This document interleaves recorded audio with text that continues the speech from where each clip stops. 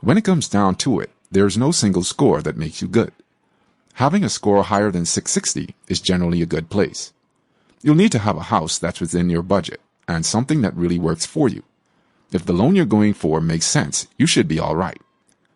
If you don't have at least a 660, however, you could be in trouble.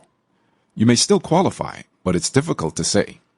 Someone under this score could have a subprime mortgage. That means you have to have good income and assets. Then, you may still be able to get the mortgage with a low score. At the absolute bottom, you'll need a 500 FICO score to get a mortgage. Having someone with a lower score will likely not get approved. Someone that has lower may get something, but it's not a good idea. It's generally better to focus on getting your score bumped up before you get a loan. So, how can I get a low interest rate? Keep in mind that there's no specific score that gets you a certain rate. If you fit well into the highest standards, you'll be better off. If you have a 20% down payment and savings and plenty of income, you could be off to a good start. You'll want to fit the criteria necessary. If you have a score over 720, you're considered excellent. This makes you most likely to get a low interest rate. It also makes it more likely you'll get great terms. As your score moves down, your interest rate moves up. That becomes even more important as you get down into the 600s. A difference between 635 and 750 could mean up to 1% difference in rate.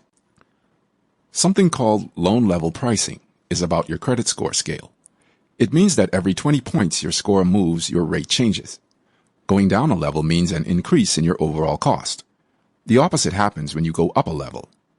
When it comes to getting approved for government programs, you want to look at different credit scores and requirements. FHA loans. Not as great credit scores means that you may need help. For those with a score between 500 and 579, you may be able to get approved for an FHA loan with 10% down. On the other hand, a 580 score or higher could enable you to get a loan with only 3.5% down. VA loans. For the Veterans Affairs Department, loans are only for those who are active or veteran military personnel. There isn't a minimum score from the government, but the lenders that are used will generally prefer a score of at least 620. USDA loans. The Department of Agriculture helps those who want to make a purchase in a rural area. In most instances, you're going to need a score of at least 640. Depending on the rest of your credit score, however, you could have a lower score.